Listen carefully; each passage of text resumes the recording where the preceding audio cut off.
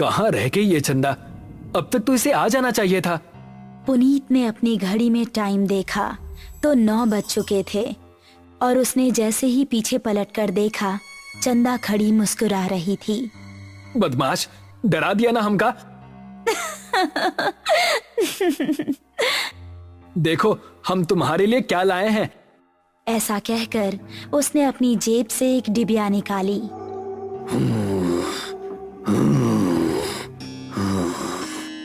तभी उन दोनों को किसी के सांस लेने की भयानक आवाज सुनाई दी।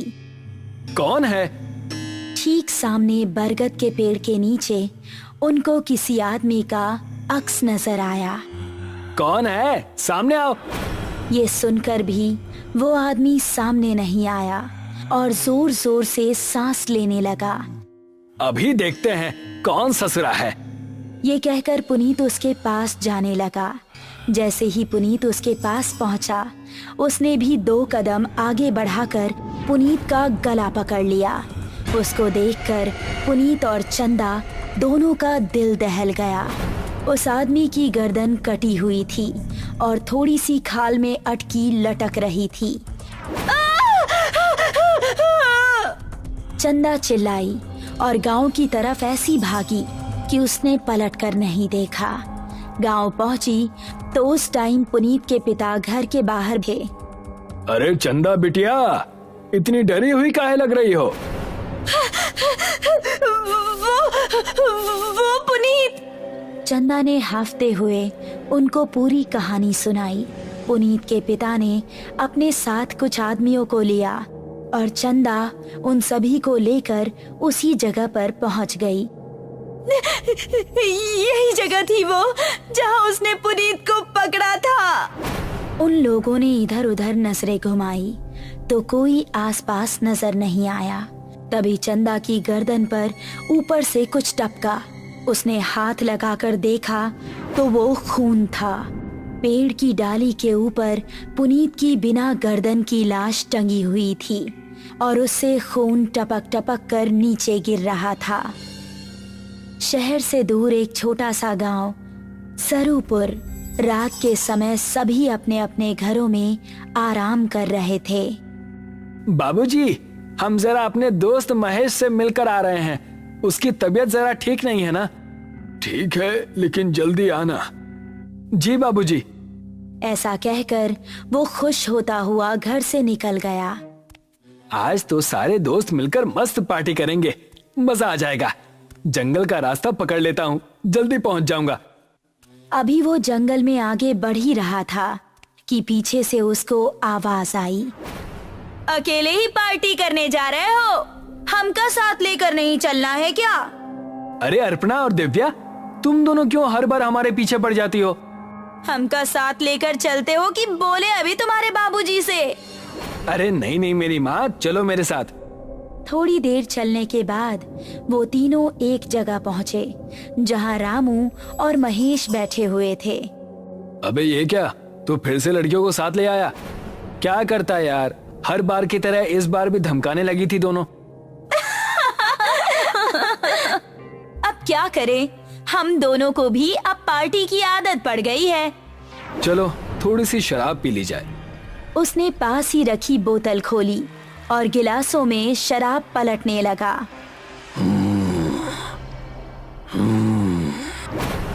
तभी उनको किसी के सांस लेने की आवाज सुनाई दी। उन्होंने देखा तो पांचों के रोंगटे खड़े हो गए। सामने से कठमुंडू चलता हुआ आ रहा था। उन्होंने कदम बढ़ाए ही थे कि तभी कठमुंडू ने दिव्या को पीछे से पकड़ लिया। उसने दिव्या को इतनी जोर से कसा कि उसके मुंह से खून निकल गया। बाकी चारों अब बेहद डर गए और वहां से भाग निकले। दिव्या उसकी पकड़ में फंसी दर्द से कराह रही थी।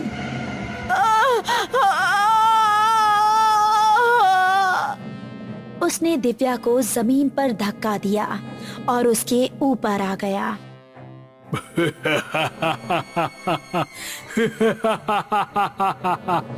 उसने दिव्या के सीने में हाथ डाला और उसके सीने से खून की धारा निकल पड़ी।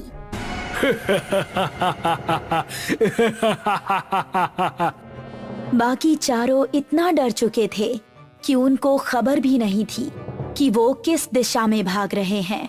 वो काफी देर तक भागते रहे। अब अपर्णा की हालत खराब हो चुकी थी। वो आ जाएगा, रुकने का समय नहीं है। ऐसे कब तक भागते रहेंगे?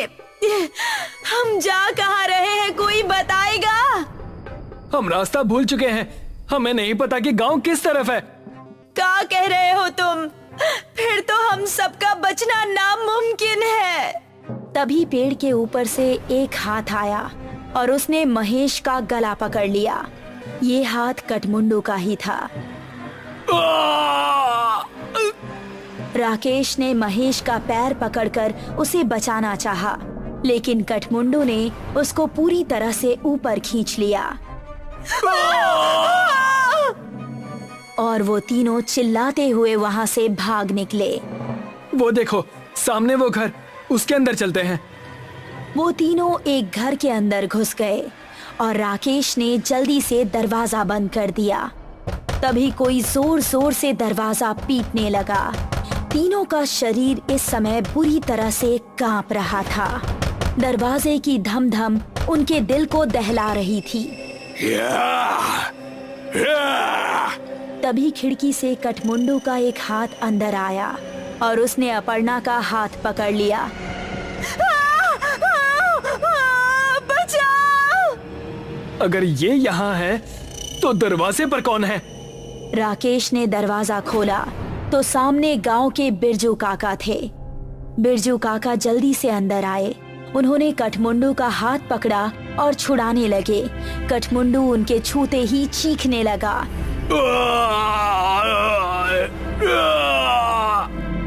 वो चीखता चिल्लाता हुआ वहाँ से भाग गया। तुम ठीक तो हो अर्पणा? मैं ठीक हूँ, शुक्रिया बिरजू काका। तुम लोग यहाँ करने क्या आए थे, वो भी इस समय? हमसे गलती हो गई बिरजू काका, लेकिन ये कौन है और आपको देखते ही वो भाग कैसे गया? ये कठमुंडू है। ये सुनकर वो तीनों एक दूसरे का मुंह देखने लगे। बहुत सालों पहले हमारे गांव में एक डाकू पल्लव सिंह का बड़ा खौफ था। गांव में एक बूढ़ी औरत रहती थी जिसका एक ही बेटा था। उसने धूमधाम से अपने बेटे की शादी की। शादी के अगले ही दिन डाकू पल्लव सिंह ने हमला बोल दिया। उसने पति और पत्नी दोनों को मार डाला और सारे गहने लूट लिए। अपने बेटे और बहू को मरता देख बुढ़िया तड़प उठी। पल्लव सिंह, जिस सोने के लिए तूने मेरा परिवार उजाड़ दिया, यही सोना तेरे लिए अभिशाप बन जाएगा। तू कभी नहीं मरेगा, सिर्फ भटकता रहेगा और इस सोने से हमेशा दूर भागेगा। ये सुनते ही पल्लव सिंह हंसता हुआ वहां से चला गया।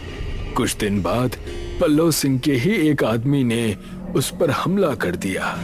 वो उसकी जगह सरदार बनना चाहता था, लेकिन पल्लव सिंह तलवार के हमले से भी नहीं मरा। उसकी गर्दन आधी ही कटी और थोड़ी सी खाल में अटक कर रह गई। उसने अपने सभी साथियों को मार गिराया। उसने अपने उंगलियों में जितनी भी सोने की अंगूठियां पहनी थी वो गर्म होने लगी और उसके हाथ जलने लगे। बुढ़िया का श्राप अब शुरू हो गया था। उसने सभी अंगूठियां उतार फेंकी और जंगल में भाग गया। तब से अब तक वो जंगल में ही रहता है। मेरे छूने से वो इसलिए भाग गया क्योंकि मेरे हाथ में ये सोने का कड़ा है। ये कहानी सुनकर वो तीनों हैरान रह गए। चलो यहाँ से निकलो, वो फिर से आ सकता है। बिरजू काका को रास्ता पता था, इसलिए वो तीनों उनके पीछे पीछे जा रहे थे। जब वो जंगल की सरहद पर आ पहुंचे थे, तभी कठमुंडू वहां आ गया। उसने अपर्णा का पैर पकड़ लिया।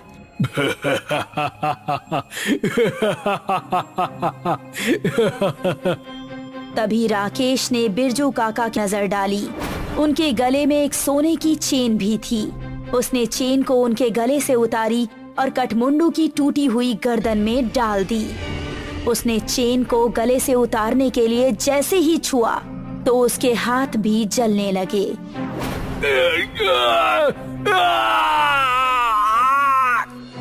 वो वहां से भाग निकला। उसके बाद वो चारों गांव के अंदर ही जाकर रुके। जब उनको देख गांव वाले इकट्ठा हुए तो उन्होंने सबको अपने साथ बीती हुई घटना सुनाई। वो दिन था और आज का दिन है। गांव के सभी लोग हमेशा अपने साथ सोने की कोई ना कोई चीज जरूर रखते हैं और अभी भी उनको जंगल में कहीं ना कहीं कठमुंडू नजर आता ही रहता है। बहुत पुरानी